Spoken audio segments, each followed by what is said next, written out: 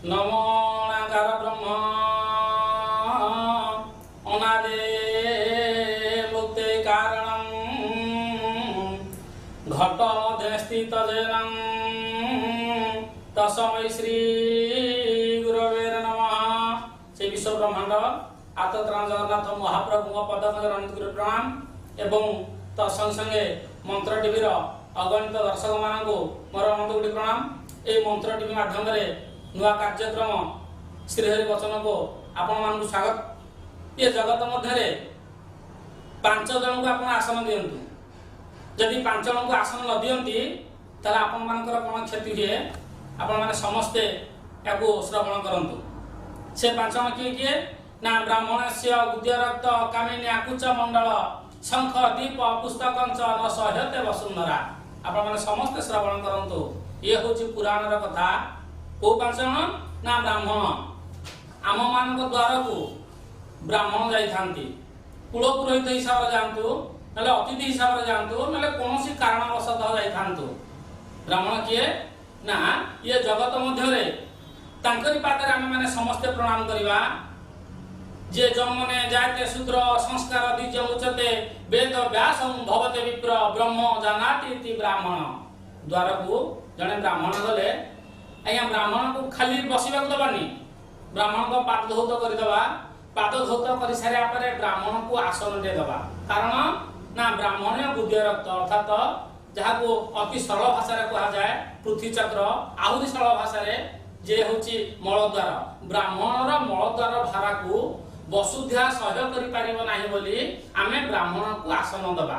जति न देबा ब्राह्मण बिना आसन आम द्वारे आम घरे बसी जाती ताहले आम घरु किछि संपत्ति चली जीवो नले किछि जागा वाली मध्ये बिकिबा को बाध्य हवा। तेणु सेति पई ब्राह्मण को संतुष्ट करिया पई आम घरु आम बापांकर पैतृक संपत्ति हो बा आम मानकर संपत्ति हो ताहा आम हातरो न खसिबा पई ब्राह्मण को आसन दे दियंतु।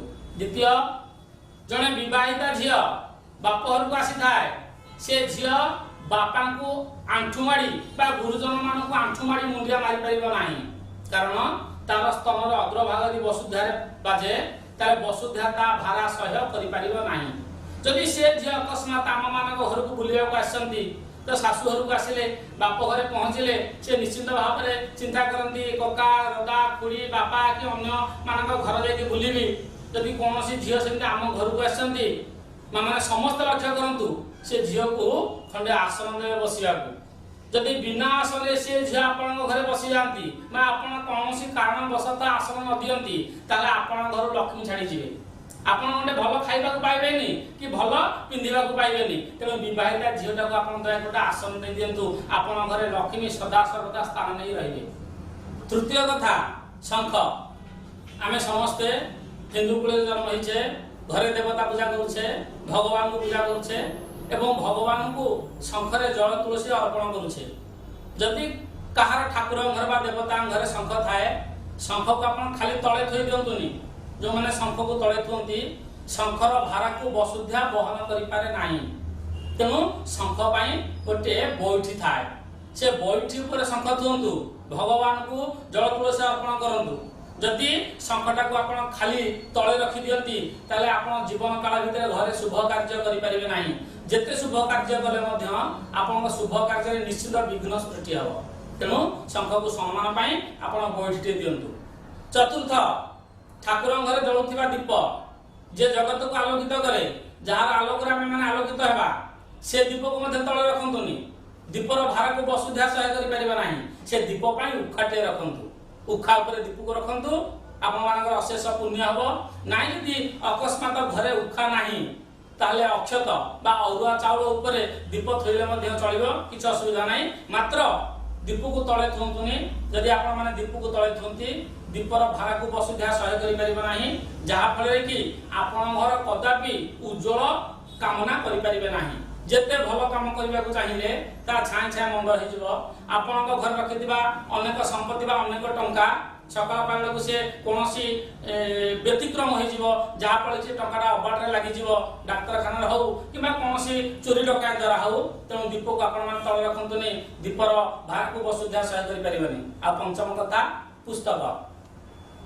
जो पुस्तक आम पुराण बोली भावुचे जहाँ को आम राति पारे नमस्कार होचे फूल चंदन दौचे से पुराण बही तले रखंतुनी व्यासासन ऊपर रखंतु जदि व्यासासन नाही ताहले ताको आपण फूल ऊपर थई पारंती नाले अरुआ चाउल ऊपर थई पारंती व्यासासन होची उपयुक्त कथा जदि आपण माने बही की तले थई दियंती ताले वसुध्या मध्य से पुस्तकर भारा वहन करि परिबा नाही आ आपण घर सब दिन पई उन्नत विद्या साधन पिला माने करि परिबे नाही आपण केते ट्यूशन करंतु केते कोचिंग की छाडंतु केते पैसा पिला मान पई बे कर दियंतु मात्र से पिला कदापि जने भलो स्टूडेंट बा भलो छात्र होई परिबो नाही आपनकर पैसा सरी जीवा सत्य आपनकर समय सरी जीवा सत्य मात्र आपनकर मन रे थिबा अभिलाष कदापि पूर्ण होई परिबो नाही तेणु आपण माने समस्त ये पांच जन को आसन दियंतु एई पांच जन भितर मनुष्यर भविष्य थाए एई पांच जन पाखरे मनुष्यता जीवन रो उन्नति करि पारे आ एई पांच जन पाखरे